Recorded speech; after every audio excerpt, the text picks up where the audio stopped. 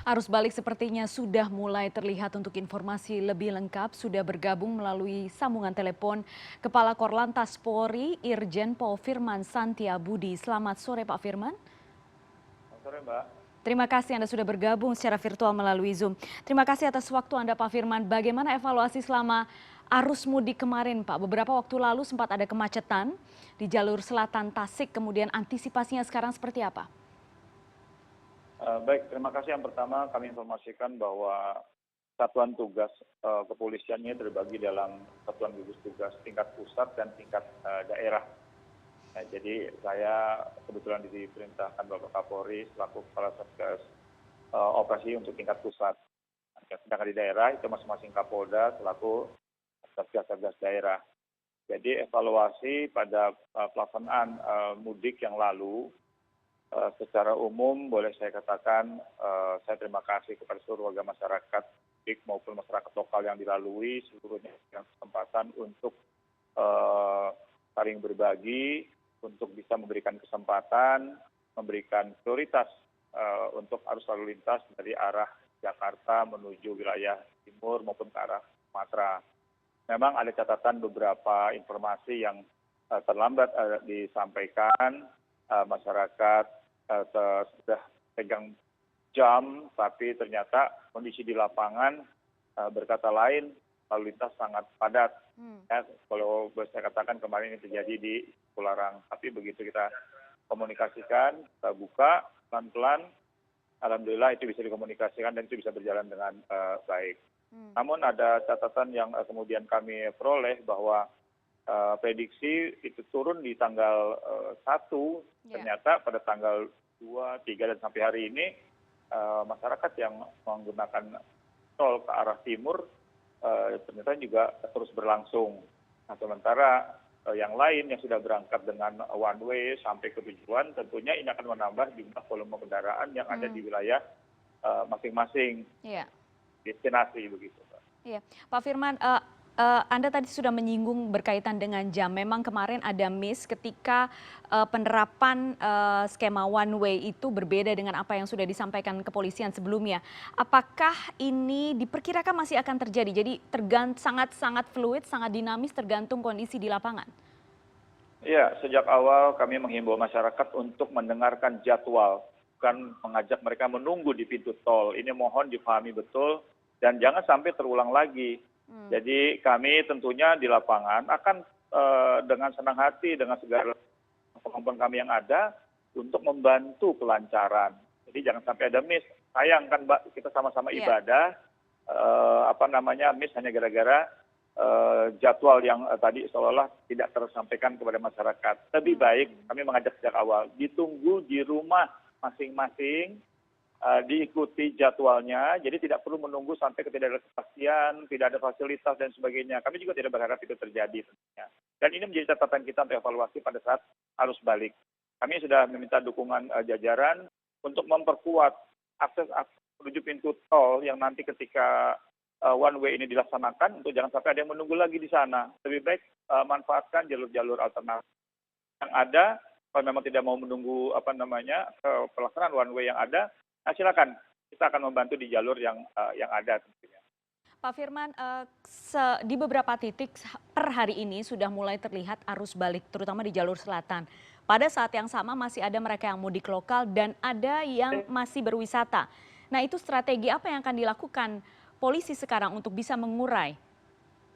Ya, yang pertama pernah saya sampaikan pada kesempatan beberapa waktu yang lalu, manfaatkan waktu nanti tanggal 6, 7, 8. Tapi itu pasti akan sangat padat.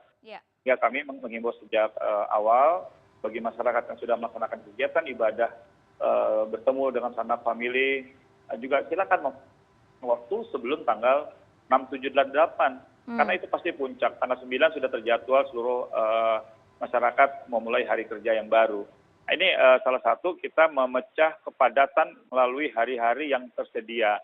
Jadi ini salah satunya. Tentunya kami juga berharap itu bisa dimanfaatkan. Sekali lagi, yang kita hadapi ini sangat jauh keseimbangan ketersediaan fasilitas jalan dengan jumlah kendaraan yang harus dilayani. Jadi masyarakat harus tahu betul ini. Pak Firman, jadi skemanya sekarang yang disiapkan oleh Korlantas Polri apa saja untuk memecah kepadatan yang mungkin terjadi mulai besok?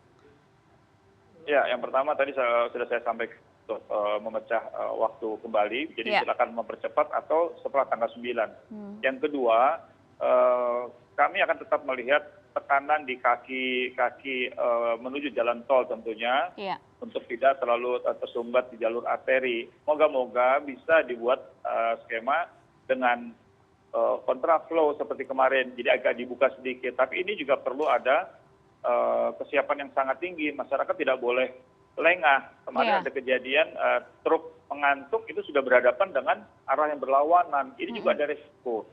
Sehingga kami berharap ketika one way ini betul-betul bisa dilaksanakan secara penuh dan masyarakat tidak perlu ada saling menjadi mixed traffic dengan hanya dipisahkan oleh traffic cone. Ya, jadi sekali lagi itu sangat berisiko sebetulnya, Mbak. Iya. Jadi kita berharap bisa total ke sana dan masyarakat yang kebetulan saat itu sedang bergantian, mohon sabar dan jangan mengambil tindakan sendiri dengan membuka traffic cone, kemudian menyeberang jalan dan sebagainya, sehingga ini nanti akan justru menghambat kendaraan-kendaraan yang ada di belakangnya. Ini yang kita terus kerjasama dengan masyarakat tentunya.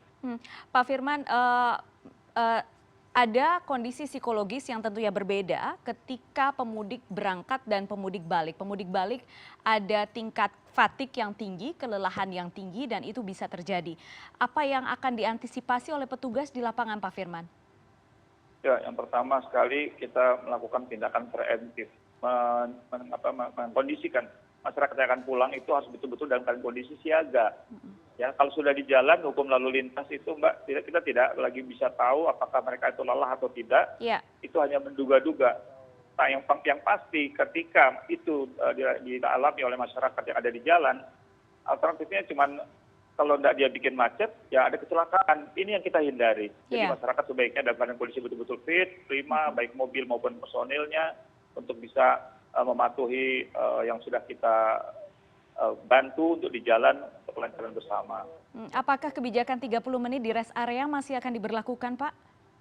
Harapan saya begitu. Inilah ada toleransi kepada masing-masing, saling menghargai, yang sangat penting. Moga-moga nilai Ramadan itu betul-betul tertanam di lalu lintas. Iya. Iya. Tapi tidak menutup kemungkinan dan juga terjadi kemarin ada pemudik yang berpotensi berhenti di pinggir tol. Itu bagaimana sekarang, Pak? Betul, Mbak. Kami juga tidak berani memaksakan mereka yang betul-betul kelelahan untuk berada di jalan. Tentunya sangat berisiko. Tapi sekali lagi kami perlu mengajak seluruh masyarakat.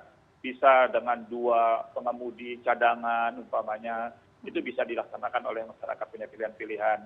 Garansi bisa keluar ke jalan yang biasa dulu, ada banyak rest area di situ, bisa istirahat, nanti kemudian masuk lagi ke dalam jalan tol, saya kira tidak terlalu lama.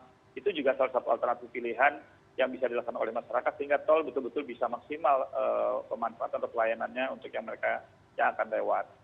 Betul-betul ini adalah situasi yang tricky sekali untuk para petugas di lapangan. Apa yang Anda ingin sampaikan kepada petugas di lapangan, Pak Firman? Ya, yang pertama layani masyarakat dengan baik. Apapun ceritanya, kita sudah disumpah untuk melayani masyarakat. Komunikasikan dengan baik, dengan sabar. Karena tadi masyarakat ada yang kelelahan dan lain sebagainya, ada yang terburu-buru. Ingatkan untuk tetap berada pada posisi prima dan tertib lajur dan lain sebagainya supaya selamat sampai di tujuan. Baik. Pak Firman, terima kasih sore hari ini sudah bergabung bersama kami di CNN Indonesia Newsroom. Kita berharap semuanya lancar, kalaupun tidak lancar bisa terkendali gitu ya Pak Firman ya. Terima kasih banyak. Semoga roda bisa tetap bergulir, itu saja sudah alhamdulillah, Mbak. Baik. Terima kasih Pak Irjen Pol Firman Santiabudi, Kepala Korlantas Polri. Terima kasih.